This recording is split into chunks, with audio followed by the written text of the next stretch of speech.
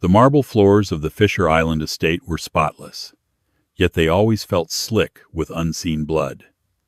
Clara kept her head down, scrubbing, surviving, until the night the undisputed king of the Miami underworld caught her arm in the dark. "Come here," he whispered. "I want to show you something." To survive in the household of Lorenzo Moretti, one had to master the art of being entirely invisible. Clara Hayes had perfected it.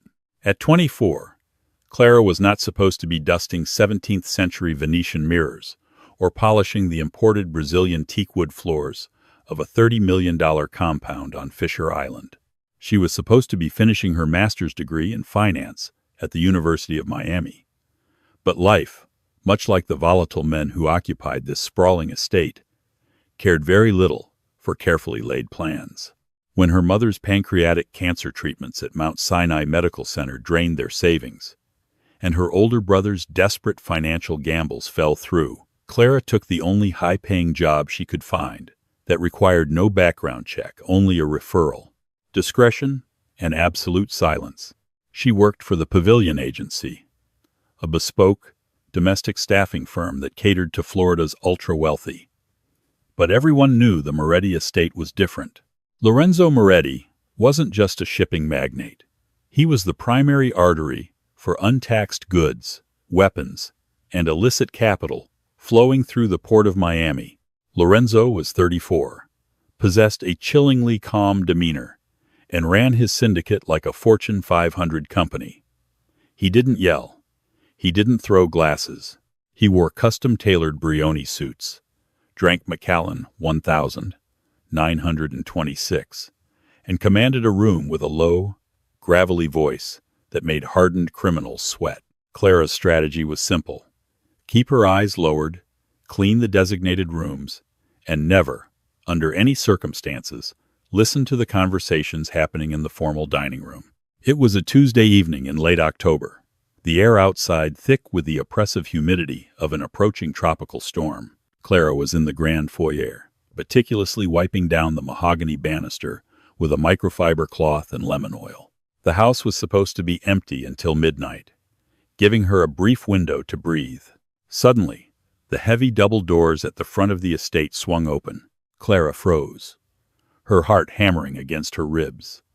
She instantly pressed herself into the shadows of the alcove beneath the sweeping staircase. Lorenzo walked in, shrugging off a charcoal gray topcoat. He was followed by his underboss, a ruthless, heavily scarred man named Leo Bianchi. The air in the foyer immediately shifted, growing dense with the smell of expensive cologne, rain, and the faint, unmistakable, metallic tang of gunpowder. The customs broker at Terminal 4 was supposed to clear the containers by noon, Lorenzo said, his voice a smooth, dangerous murmur. He unbuttoned his cuffs, revealing the glint of a platinum Patek Philippe watch. "He got spooked, boss," Leo replied, wiping rain from his forehead. "The feds were sniffing around the manifest." He held the cargo back. "The Colombians are demanding their cut by Friday, or they sever the supply line." "I do not care what the Colombians are demanding," Lorenzo said softly. He paused at the base of the stairs, less than 10 feet from where Clara was holding her breath. "If that customs broker cannot do the job he was paid $250,000 to do, he becomes a liability. Replace him, and make sure the transition is permanent." Clara squeezed her eyes shut. Permanent. She knew exactly what that meant in Lorenzo's world. Her hand trembled, the lemon oil bottle slipping a fraction of an inch against her palm. It made a microscopic squeak against the wood. Silence fell over the foyer. Heavy, suffocating silence. Clara didn't dare open her eyes, but she could feel the shift in the atmosphere. She heard the soft, deliberate sound of Lorenzo's leather Oxford shoes turning on the marble floor. He was looking toward the alcove. "Leo," Lorenzo said, his tone entirely unchanged. "Wait in the study. Pour us a drink." "Sure, Lorenzo." Leo's heavy footsteps retreated down the hall. Clara remained perfectly still, her lungs burning from the lack of oxygen. She prayed to whatever God was listening that Lorenzo would follow his underboss. Instead, the footsteps grew closer. They stopped just at the edge of the shadows. Clara opened her eyes. Lorenzo was standing there, staring down at her. Up close, his eyes were a startling, cold shade of slate gray. There was no anger in them, only a calculating, piercing intelligence that stripped away all her defenses. He looked at the rag in her hand, then at her terrified face. For a terrifying 10 seconds, neither of them moved. Clara felt like a mouse caught beneath the paw of a very large, very patient cat. Then, Lorenzo simply reached out, his fingers brushing the fabric of her apron, to pluck a stray piece of lint from her shoulder. The casual intimacy of the gesture was paralyzing. "You missed a spot on the third step, Clara," he murmured. He knew her name. He turned and walked away, leaving Clara gasping for air in the dim light of the foyer, the lemon oil bottle finally slipping from her grasp and clattering onto the marble. 3 days passed. The tension inside the Moretti estate had escalated to a suffocating degree. The missing shipment at Terminal 4 had caused a ripple effect across Miami's underworld, and the house was swarming with Lorenzo's associates. Clara kept her head down, scrubbing floors until her knees bruised, praying she wouldn't draw his gaze again. On Friday night, a torrential downpour lashed against the floor-to-ceiling windows of the compound.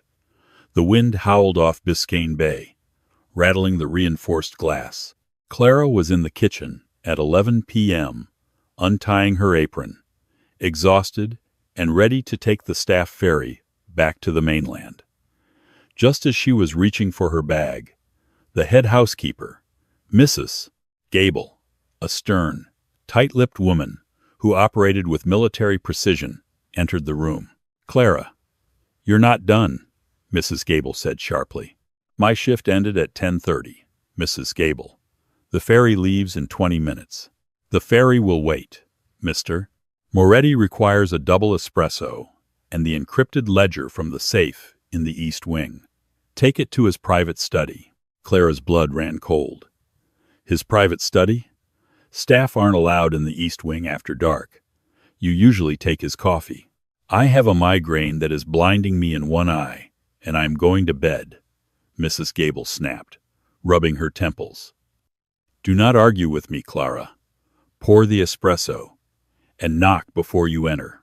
With trembling hands, Clara prepared the espresso. She placed the delicate porcelain cup on a heavy silver tray, retrieved the leather-bound ledger from the wall safe, which Mrs. Gable had left unlocked, and began the long, agonizing walk to the East Wing. The East Wing was a fortress within a fortress. The hallway was lined with uncatalogued art pieces Clara recognized from her art history electives, including a stolen Modigliani that was supposed to be in a museum in Paris. The air here was heavy with the scent of old paper, leather, and Cohiba Bayhike cigars. She reached the heavy, soundproof oak door of the study. She balanced the tray on one hand and knocked softly. "Enter," came his voice, muffled but commanding. Clara pushed the door open. The study was bathed in the amber glow of a single desk lamp. The walls were lined with first-edition books, and a massive mahogany desk sat in the center of the room.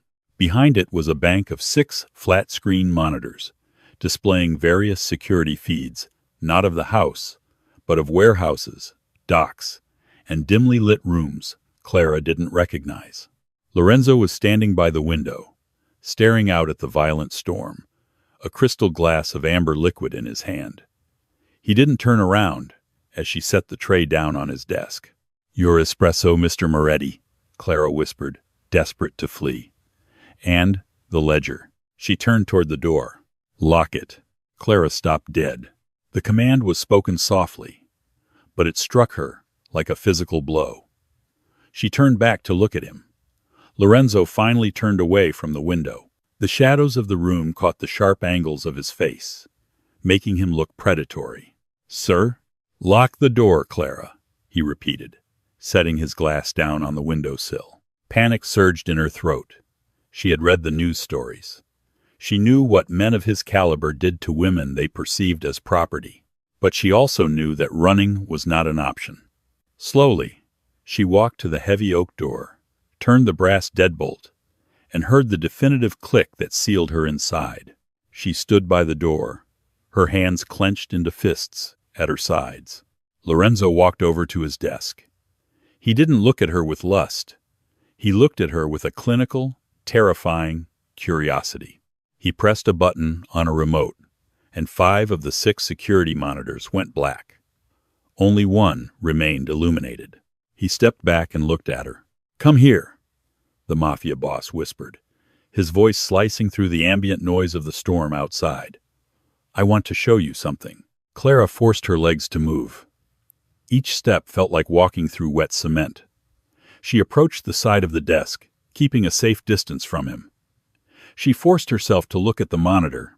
It was a live, grainy feed from a hidden camera. It showed a dimly lit, smoke-filled room. A green felt table sat in the center, piled high with stacks of $100 bills and casino chips. Around the table sat 4 men. 3 of them were heavily tattooed, wearing thick gold chains, members of the Volkov Syndicate, a brutal Russian mafia faction trying to gain a foothold in South Beach. The 4th man was sweating profusely, his hands shaking as he held his cards. He looked haggard, desperate, and entirely out of his depth. Clara gasped, clapping a hand over her mouth to stifle a scream. It was Thomas, her older brother.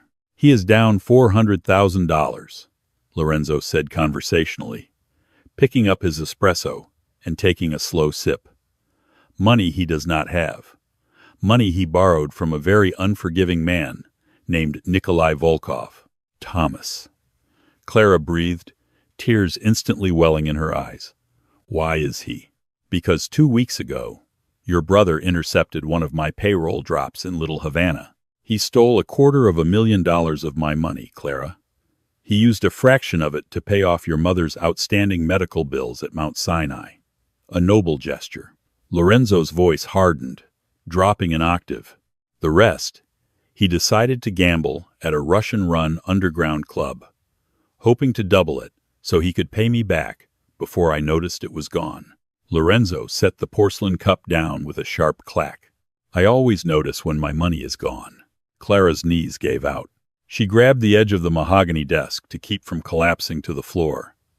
"Please," she choked out, looking up at him. "He's an idiot. He didn't know who he was stealing from. Please, Mr. Moretti. I'll work for free. I'll scrub this house until the day I die. Don't kill him." Lorenzo leaned over the desk, invading her space until she could feel the heat radiating from him. His slate-gray eyes locked onto hers. "I don't want your labor, Clara. You are a terrible maid. You leave streaks on the mirrors." He reached out, his thumb gently tracing the line of her jaw. The contrast between his gentle touch and the absolute terror she felt was dizzying.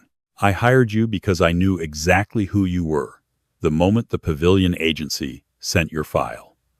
I brought you into my home to keep you close while I watched your brother hang himself." Clara trembled, a tear escaping and sliding over his thumb. "What do you want from me?" Lorenzo's gaze dropped to her lips for a fraction of a second before returning to her eyes. "The Russians are going to kill Thomas tonight when he can't pay his markers. I am the only man in Miami who can pick up that phone, call Nikolai Volkov, and buy your brother's life. Then do it. Please." "I am a businessman," Lorenzo whispered, leaning in so close his lips brushed her ear. "I do not give charity. If I buy your brother's life, I own it. And by extension, Clara, I own you. Your life, your secrets, your absolute loyalty. Are you prepared for what that actually means?"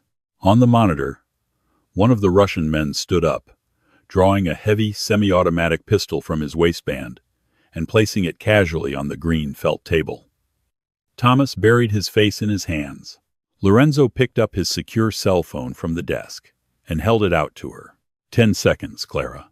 Do I make the call, or do you watch him die?" The silence in the study was absolute, save for the rhythmic, violent lashing of the rain against the bulletproof glass. Clara stared at the encrypted cell phone in Lorenzo Moretti's outstretched hand. On the monitor, the Russian enforcer racked the slide of his pistol. The metallic clack seemed to echo through the screen, sealing Thomas's fate. "Make the call," Clara choked out, the words tearing at her throat. "Please, I will do whatever you want." Lorenzo did not smile. There was no triumph in his expression, only the cold satisfaction of a transaction completed. He withdrew the phone, dialed a secure line, and put it on speaker, placing it on the mahogany desk between them. The line rang twice. It was answered in a heavy, smoke-roughened accent. "Moretti, it is late for you to be concerning yourself with my establishments." "Nikolai," Lorenzo said, his voice dropping into a register so smooth and dangerous it made Clara shiver. "I understand you have a guest at your South Beach table. A Thomas Hayes." A dark chuckle filtered through the speaker. "We had a guest, Lorenzo. Now we have a problem. Your boy owes me $400,000. He cannot pay. In my culture, a debt unpaid is an insult to the house." "He is not my boy," Lorenzo corrected smoothly, leaning back in his leather chair. "He is a thief who stole from my little Havana drop. But his sister is currently in my employ, and I find her highly valuable. I am buying his debt." The line went quiet for a long, agonizing moment.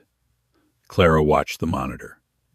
The enforcer was still standing over Thomas, the gun resting inches from her brother's temple. "You want to buy a dead man's markers?" Nikolai mused.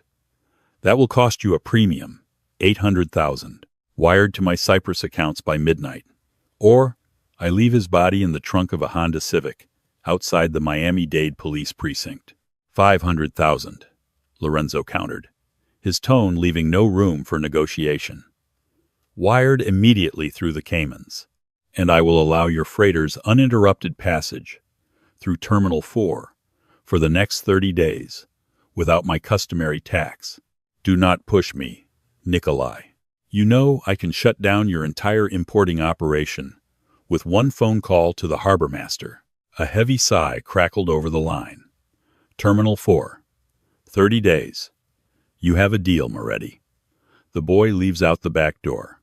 "Ensure he is placed on a flight out of Florida tonight," Lorenzo commanded. "If I see his face in Miami again, I will kill him myself, and I will not pay you for the privilege." Lorenzo cut the connection. On the monitor, the Russian enforcer holstered his weapon, grabbed Thomas by the collar, and dragged him out of the room. He was alive. Clara let out a sob, her legs finally giving way. She sank to the plush Persian rug, burying her face in her hands, her shoulders shaking violently. She had traded her soul, her freedom, and her future for a brother who had nearly destroyed them both. Lorenzo stood up, walking around the desk. He stopped in front of her, his expensive leather shoes entering her field of vision. He knelt, a rare disruption of his immaculate posture, and gripped her chin, forcing her to look at him. His slate-gray eyes were intense, searching her face. "Tears are a luxury for the free, Clara," he whispered, his thumb wiping a stray tear from her cheek. "You are not free anymore. You work for me. I will clean the entire estate," she stammered, terrified of the proximity, of the heat radiating from him. "I'll work double shifts." "You are done cleaning," Lorenzo said flatly, standing up and pulling her to her feet with effortless strength. He walked over to the safe and picked up the leather-bound ledger she had brought him. He tossed it onto the desk. It landed with a heavy, definitive thud. "Do you know what this is?" he asked. "Mrs. Gable said it was your encrypted ledger. It is a record of every shell company, every offshore account, and every dirty dollar that flows through the Moretti syndicate," Lorenzo explained, watching her carefully. 2 weeks ago, I noticed a discrepancy, a severe one. My money wasn't just being stolen by low-level street rats like your brother. It is being hemorrhaged from the inside. Someone in my inner circle is laundering my capital and funneling it to a rival faction. Clara stared at him, bewildered. "Why are you telling me this?" Because Lorenzo stepped closer, invading her space until she was backed against the edge of the desk. You are 6 credits shy of a master's degree in forensic accounting and corporate finance from the University of Miami. You wrote your thesis on the vulnerabilities of blind trusts in Delaware LLCs. A thesis that got the attention of the SEC, though you declined their internship. Clara's breath hitched. How do you know that? I own you, Clara. I know everything about you, he murmured. I don't need a maid. I need a ghost. Someone who doesn't exist on my payroll. Someone my men do not suspect.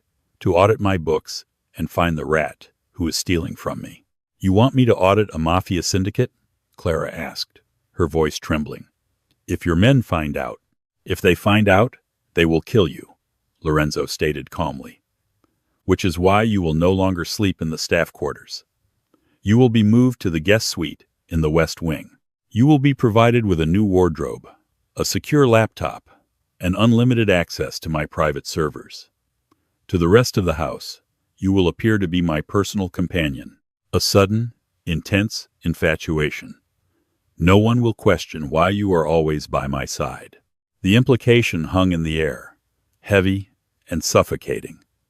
She was to be his fake mistress, a shield to hide her true purpose as his financial investigator. And if I find the rat? She asked, her voice barely a whisper. Then I will eliminate the threat, Lorenzo said, his eyes darkening with a promise of absolute violence. And I will consider your brother's debt paid in full. 2 weeks later, Clara Hayes was dead, at least to the world she once knew. In her place stood a woman draped in a tailored, cream-colored silk dress from the Bal Harbour shops, her hair professionally styled, her posture rigidly controlled.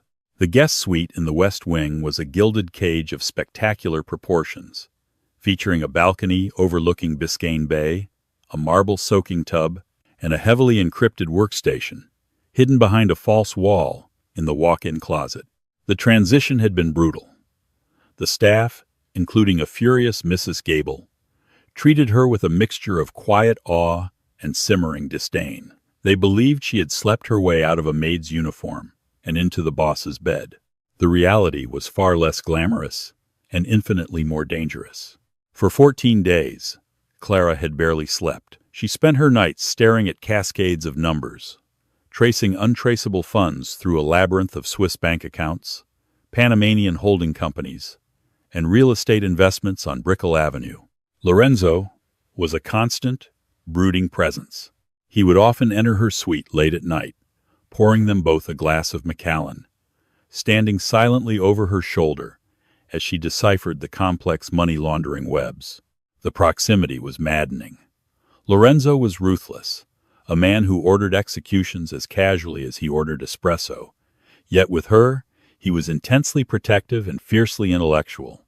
They spoke in the language of offshore tax havens and wire transfers, a bizarre courtship built on numbers and mutual survival. Clara found herself anticipating the heavy scent of his cologne, the rough grays of his suit jacket when he leaned in to point at her screen. It was a terrifying realization. She was becoming intoxicated by the monster who held her captive. It was 2 a.m. on a Thursday when Clara finally found the anomaly. She was cross-referencing a series of wire transfers routed through a dummy corporation called Oceanic Ventures, LLC. The funds were supposedly meant to bribe a notoriously corrupt Miami-Dade judge, Harrison Sterling, to turn a blind eye to a shipment of illegal firearms. But the money had never reached the judge's offshore accounts. Instead, the capital had been fractured into dozens of microtransactions, bounced through crypto exchanges, and deposited into a private wealth management fund in Zurich. Clara's fingers flew across the keyboard, bypassing a rudimentary firewall to find the primary signatory on the Zurich account. When the name populated on the screen, her blood ran instantly cold. It wasn't a rival syndicate. It wasn't the Russians. The signatory was Leonardo Bianchi, Lorenzo's underboss. Leo was the one who had tipped off the customs broker at Terminal 4. Leo was the one who had orchestrated the loss of the payroll drop, using Clara's desperate brother Thomas as a convenient, disposable scapegoat to cover his own massive embezzlement. Leo was plotting a coup. You are breathing too quickly. Clara jumped, slamming the laptop shut. Lorenzo was standing in the doorway of her closet, his tie loosened, holding 2 crystal tumblers of scotch. His eyes narrowed instantly at her reaction. "What did you find?" he demanded, stepping into the small space. The sudden shift in his demeanor consumed all the oxygen in the room. "Lorenzo." Clara hesitated, her heart hammering against her ribs. In the 2 weeks she had been here, she had seen Leo Bianchi brutally beat a man in the courtyard for a minor infraction. If she told Lorenzo, a war would start inside these walls. "Do not lie to me, Clara," Lorenzo warned softly, setting the glasses down on a shelf. He stepped closer, placing his hands flat on the desk on either side of her chair, trapping her. "I have protected you. I let your brother live. Tell me whose name is at the bottom of that money trail." Clara looked up into his slate-gray eyes. The barrier between them felt dangerously thin. "It's Leo," she whispered. "He's been routing millions through Oceanic Ventures into a Zurich account. He set up the Terminal 4 bust. He used Thomas to cover his tracks." For a long moment, Lorenzo did not move. He didn't blink. The betrayal of his oldest friend, his right-hand man, washed over him, but his expression remained a mask of stone. Only the muscle jumping in his jaw betrayed the violent storm brewing beneath the surface. "Are you absolutely certain?" he asked, his voice a low, lethal rasp. "I have the routing numbers, the IP addresses used to authorize the transfers, and the digital signatures," Clara confirmed, pulling up the file. "It's bulletproof, Lorenzo. He's planning to bankrupt your operational funds and take over." Lorenzo stared at the screen for a full minute. Then, he slowly straightened up. He reached down, his knuckles grazing her cheek, a gesture so tender it felt entirely out of place in the middle of a death sentence. "Print the dossiers. Put them in a secure, encrypted drive," Lorenzo ordered, his voice terrifyingly calm. "Tomorrow night is the annual charity gala at the Vizcaya Museum and Gardens. The mayor will be there. Judge Sterling will be there. Nikolai Volkov will be there." "And Leo?" Clara asked, her voice shaking. "Leo will be my shadow, as always," Lorenzo said, a dark, dangerous smile curving his lips. "You will accompany me as my date. Wear the red Oscar de la Renta gown. We are going to put on a show for Miami's elite. And before the night is over, my underboss is going to experience a very public, very permanent retirement." Lorenzo picked up his glass of scotch, downing it in one smooth motion. He looked at Clara, his eyes burning with a dark, possessive fire.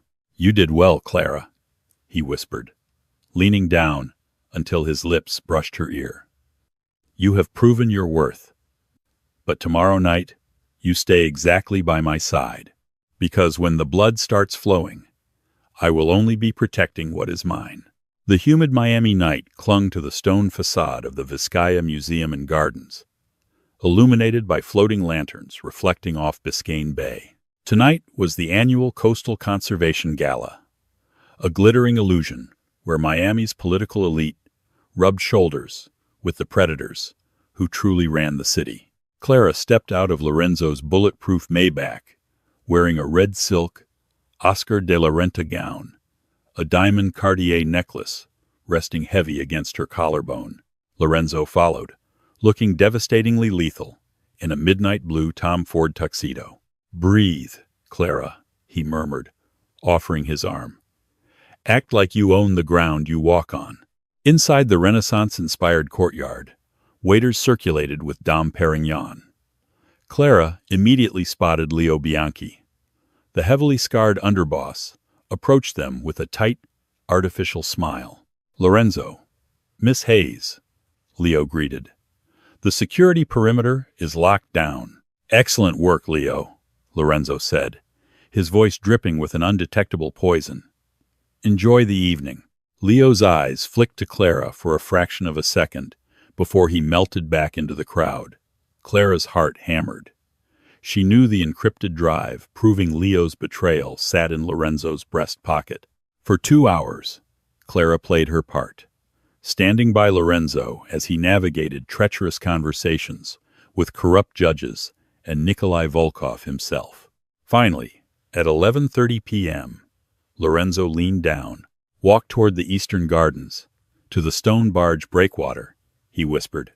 "Do not look back." Clara detached herself from his side, weaving through the remaining guests and stepping out into the labyrinthine formal gardens.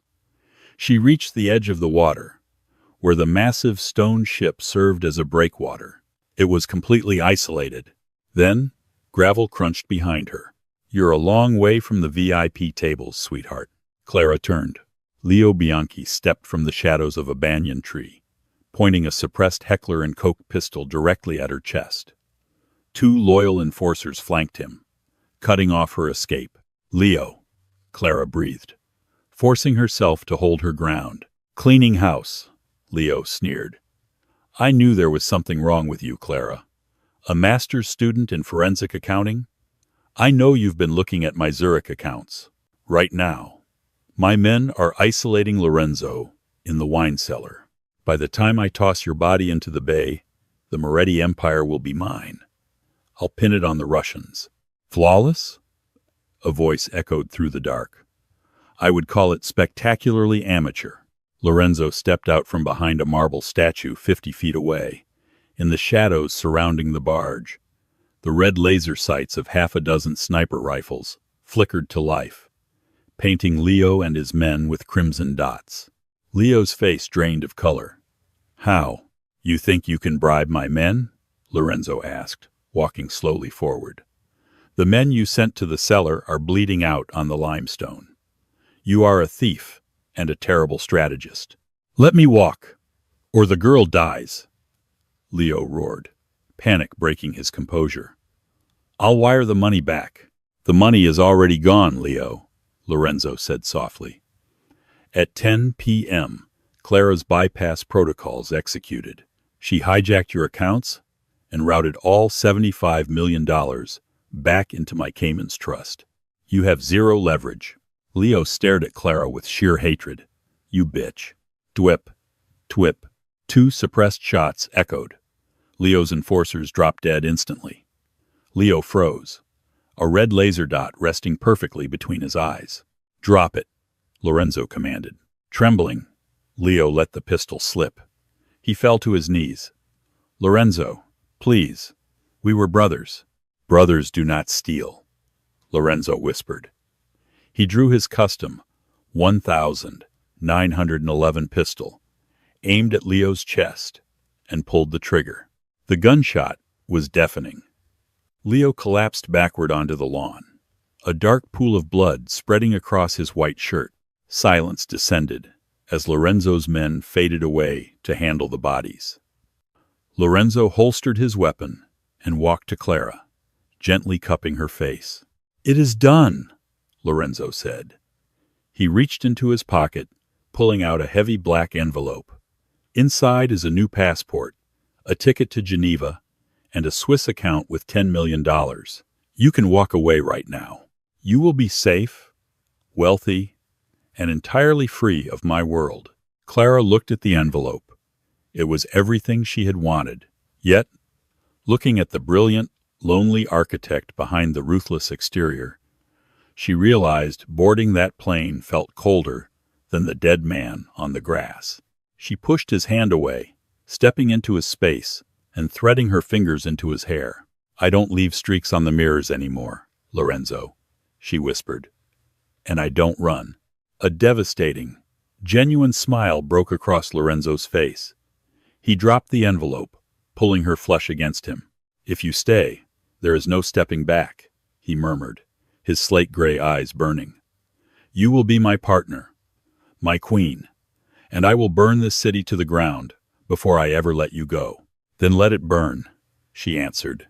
The Fisher Island estate no longer felt like a prison, nor did Clara scrub its marble floors. She walked them in Louboutins, the undisputed queen of a shadow empire. Lorenzo Moretti had pulled her from the dark, not to destroy her, but to forge her into his perfect equal. The invisible maid was dead. In her place stood a woman who held Miami's underworld entirely in her hands.